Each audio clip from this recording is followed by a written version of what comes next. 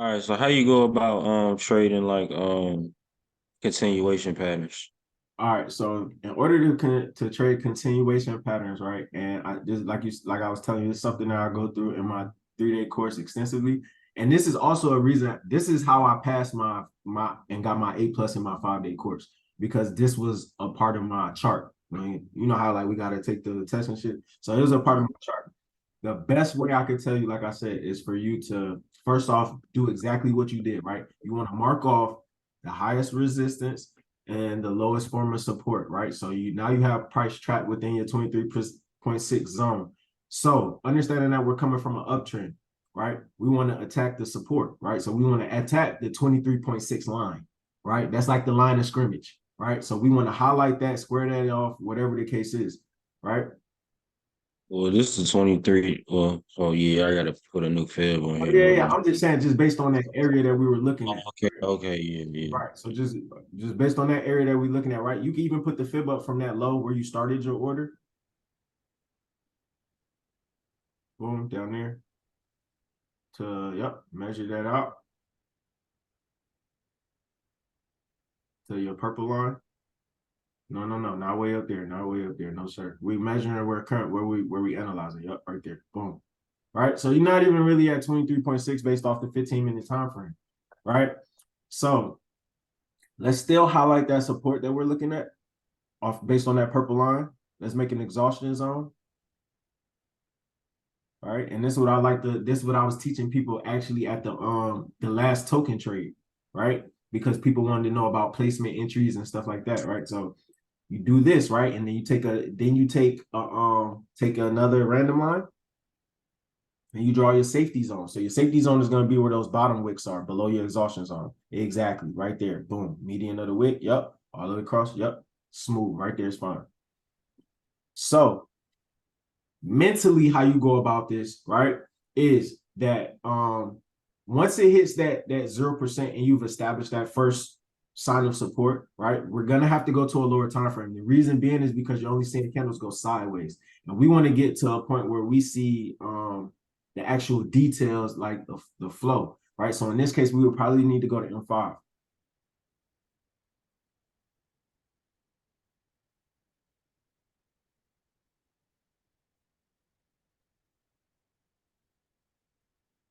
Right.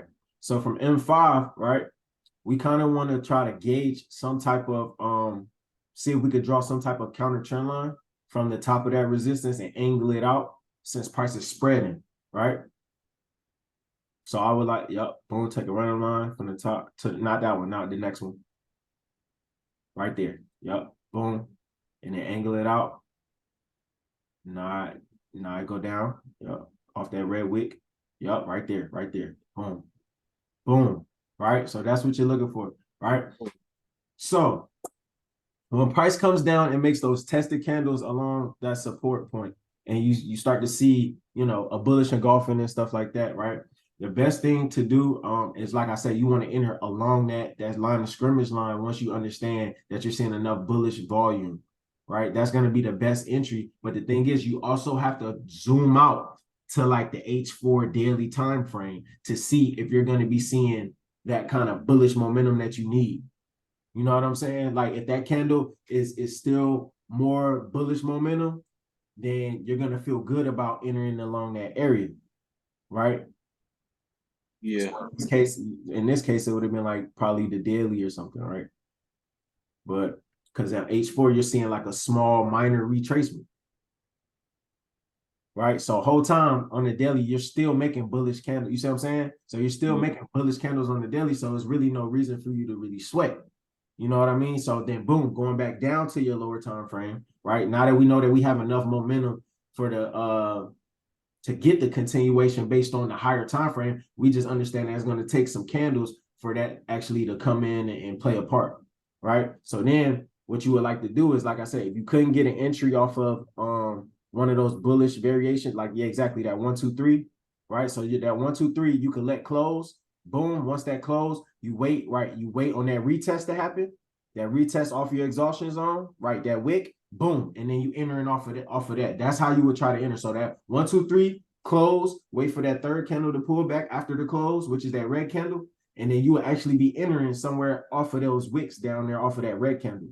You see what I'm saying? Towards the bottom side, exactly, right? Because now you're understanding on M5 or M1, right? You're starting to make higher low points based off where your line of scrimmage and your safety line is. You see what I mean? Yeah, I know. I Being see. able to see that, that's being able to see the details on such a lower time frame. So then when you actually get the breakout and you break past your counter trend line and you make that high, now you can actually put your fib out from another, once again, point A to point B and measure that. And this is how you get your continuation, your scaling entry. Boom, right there. So we're at what? 50%? Boom. Look, yeah. 50%. And we're on that. We got the back test of our trend, Line. and it gave us like a tweezer bottom. Yep. Boom. Let that close. Third candle after it comes down, make that wick. Boom. We in there. Yeah. Yeah. It's a lot of detail.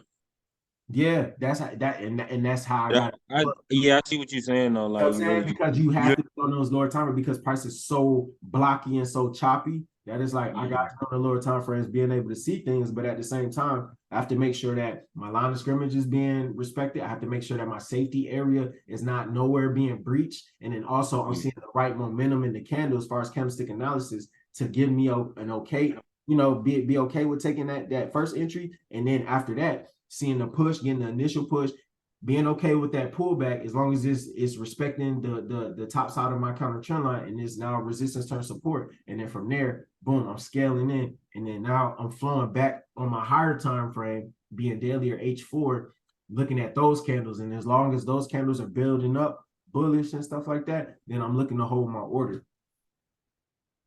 yeah, that makes Have sense. to You pretty adjust, but you have to adjust your lot size. That's why I said you use the minor lot size. Boom. Like for instance, if your regular lot size, is like let's just say on gold, like or US 30, let's say regular lot size for me like point 50, right? So if I'm doing this, I would use probably like a point 1.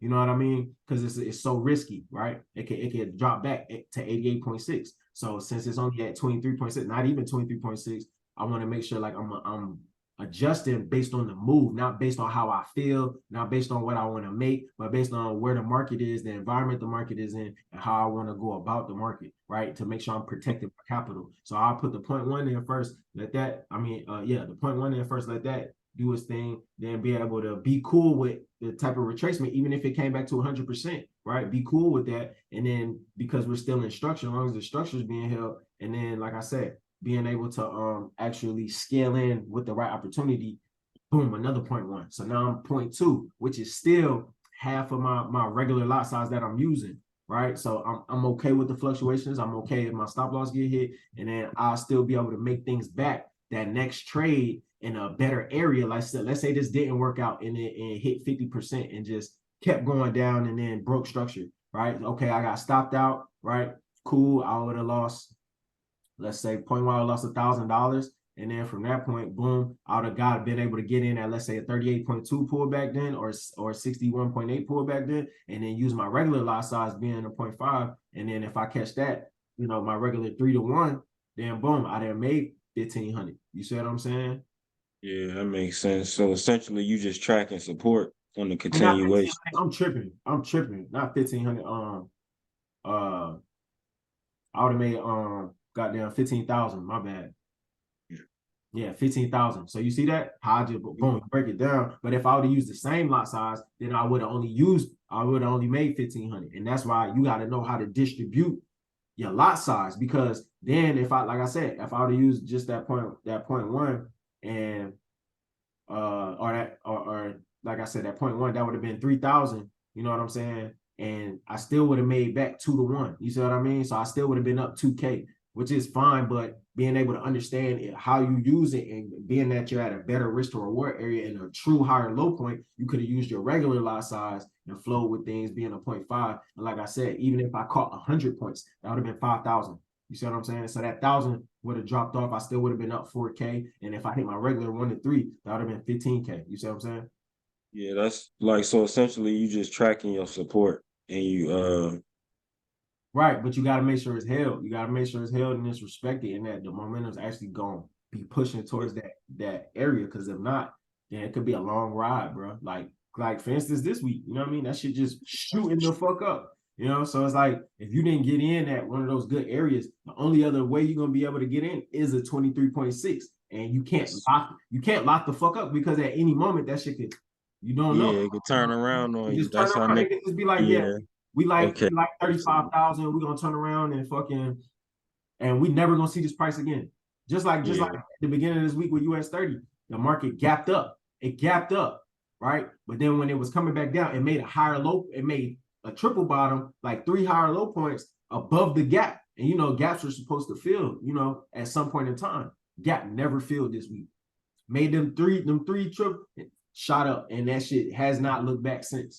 since Sunday. You see what I'm saying? Yeah. And Everything that's straight bullish in 23.6s. And I got hella people asking, like, yo, how do I get into these? How do I, you know what I mean? That's why I'm so glad you asked. You know what I mean? Because I've literally had everybody ask me because of how the market environment looks this week. It's like, yo, how do I get into this? How do I get into this? How do I, you know, and it's just like you really got to know and you really got to understand that you have to be on lower time frames, and then you have to be able to zoom out to make sure the momentum's in your favor from the higher time frame. Then you got to be able to go back on the lower time frame and be able to have the patience that you need to let the candles build up to the higher time frame, and be able to have the awareness to make sure that that's what's actually happening and nothing's transitioning, right? So you have to know market structure to be able to understand that. And then, like I said, last thing but not least is risk management, just understanding that I'm not at a high probable area. I'm at a 23.6.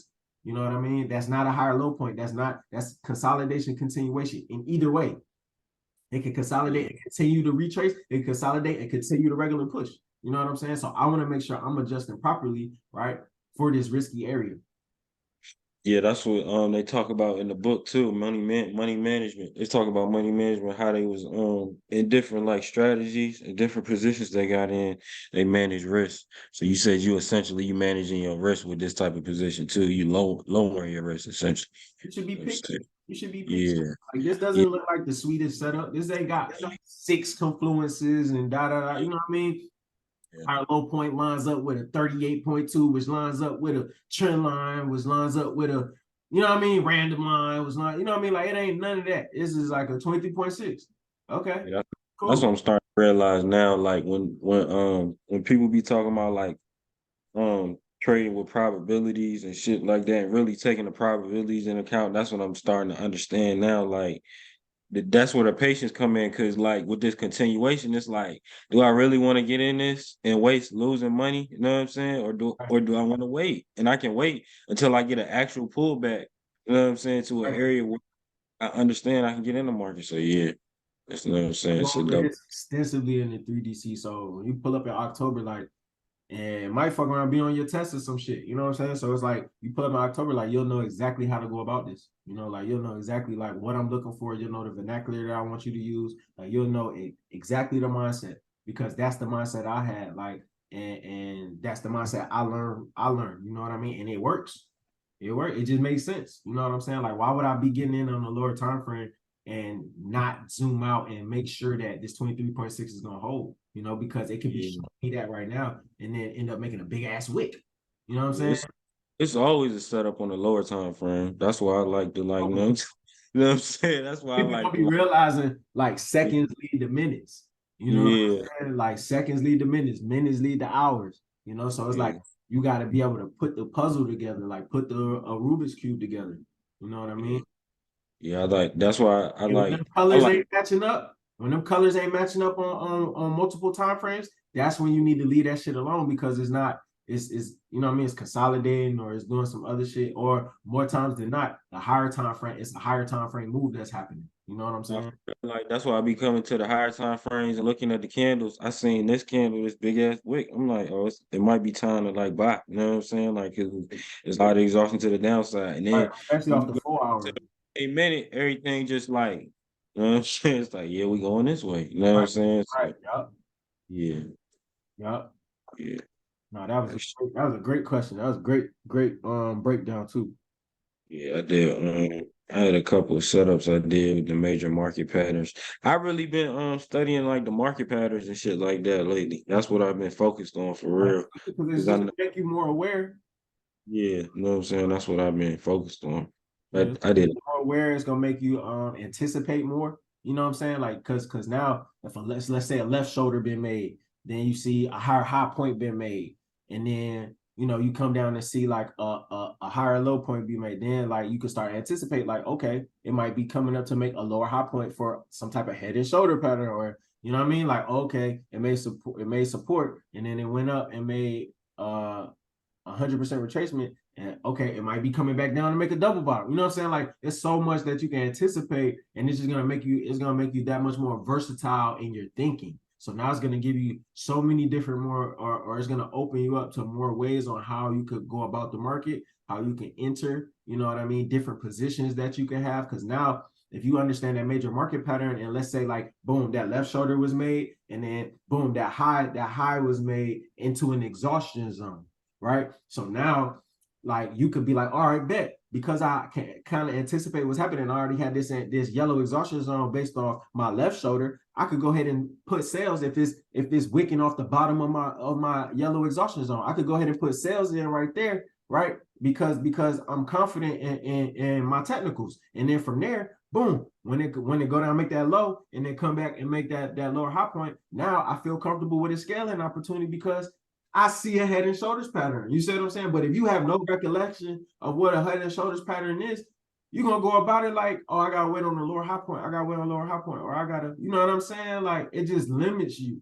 Like, Yeah, it's just another bag that you use when you get in that bag. You know what exactly, I'm bro. And it's just like, why saying? not have a bunch of tools in your bag? You might not use all the tools all the time, but like, why not have a bunch of tools that you can rely on, that you trust, so that way if something presents itself, you can bring that tool out and be like, hey, this makes more sense now. You know what I'm saying? Yeah, that's like that move. The order that I was in on Tuesday. That's how I caught that order. I seen the 3 bar reverse. I'm like, I've been looking at that pattern for so long. I'm like, this is a 3 bar. Like, no, it just popped out to me like that fast. So yeah, I know you gotta, like, know what I'm saying, put the time in with looking at these patterns. I look at it every day, but you know what I'm saying.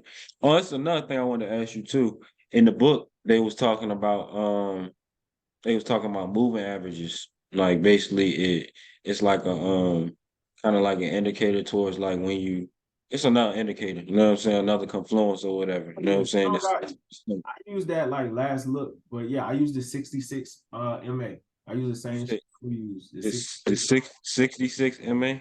Yeah, All yeah. right. I know niggas be using like pivots and all that other shit, but like, I don't really like the MA itself is like cool. The 66 MA is cool because like, How do you use it though? especially, especially on like the daily H4 momentum. So it's a lagging momentum indicator All right. based on the previous 66 candles.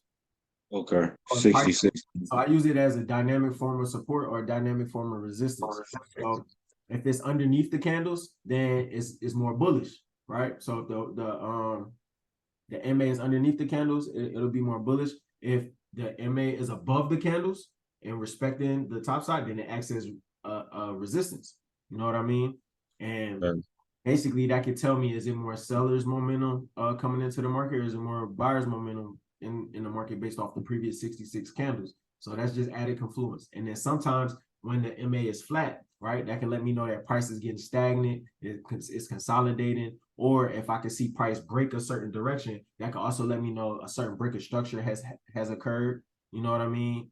So it's a lot of ways that you can read the MA. So you strictly use it on the higher time frames then, I pretty like to use it much. on the 4 hour, but on my entry time frames, I don't like to enter if the MA is going against me. Okay. So if All I'm right. like M15, M5, and that shit, like I'm looking for buys, but the MA is like curved like that, then I'll wait until that breakout happens and I get a retest on the backside of that MA. So now my MA can act as my stop loss. You see what I'm saying? And I'll put my stop loss right under my MA because that acts, like I said, as a form of support. I'm gonna do some more research into that because I never knew how to really use a moving Yeah, average. I yeah. know there's a lot of people Yeah, use them, but we can go over that on Monday. Yeah. We can definitely go over that on Monday. So what I would say is check out I think I got some shit on MAs in the course too in the checkmate section. But I would say just like kind of check through that. Go ahead and add it to your chart. So you do that just by going to indicators. You do it now if you want to. Yeah, go to indicators. type in MA or moving average. We're just moving. It's gonna be the simple moving average simple. Yep. Boom. Yep. So then exit out of that. Nah, why you hit it twice? I didn't even know it came up like that. You good. So then hit X on one. Boom. So then hit settings. Hit settings. Yep. Boom. Go to inputs. Boom. Length 66. Boom. Go to style. Boom, boom, boom, boom, boom. Click the line on the side of that. Right here. Yep. And nah, not that. Click the blue line. My bad. Yeah. And then hit black. Make it black. Boom. And then go down to the bottom. Click it again. Go down to the bottom and hit the second one. Yeah, thickness. Hit the second one. Boom. Yep, nice. All right, and then hit OK. Boom. So there you have it. Oh, okay. Oh, okay. I see. I understand. Yeah. So let's practice that. Let's this weekend take like 3 setups based on your moving average. Okay. So that way you can start getting comfortable with it, and then we'll critique it, and then I'll come back and show you how to really fuck this shit. You said when it's flat. Yeah, Like, you see how that's consolidating right there, but still making lower highs. And then yeah. as soon as price broke underneath it all the way, boom, just fell. You see what I'm saying? Yeah. But you see here, right? When price went underneath it to the left side, right? So go up, take your cursor right there. Yep, right there. You see how that's a break of support, right?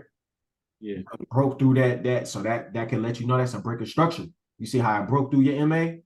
Broke through your MA and went and made a even though that's a higher low, but that's still a break of structure and that could let you know that like, okay, bet it broke structure, broke a form of support. Now I can fucking once it makes that low point, I can now pull my fib out and now I can look and see, measure that retrace and see what those lower highs look like. You see what I'm saying? No, bro. You're looking for the sell. So start from the top. To the right. Yeah. Right there, because that's what broke the support. That's the push that broke the support. Yep. So right there, boom. Spot. To that. Yep. Up. Right there. To the right. Drag it out some though so you can see price. Right there. Yeah, nice. So now you can see price respected 61.8, which is what? Our golden zone. Yeah. So you start this. So that's how I want you to start working on it and start lining it up. And I want you to take entries based on price being either underneath your moving average or above your moving average, and then being able to see, you know what I mean? Just start to study your relationship between your moving average now. Now that you got fibs down, you got trend lines down, you got counter trend lines down, you get the moving averages down, we got motion. That's a bet. Heck yeah. Yeah, I'm not really fuck with it. I know I had the V. You ever heard of the VWAP? Volume weight? Yeah. I was using that shit. I don't really want using it right, but yeah, shit. You see how that worked? You see how it's worked though? Like when it's underneath, more sales. When it's above, more buys. Like Yeah, it's pretty much a support and resistance. That's like you say for me. Dynamic form of support and resistance. Exactly. Yeah. Exactly. So let's work on that and then shoot. We'll tap back in on Monday. All right, that's a bet. Sound good? Yeah. All right, Brody. All right.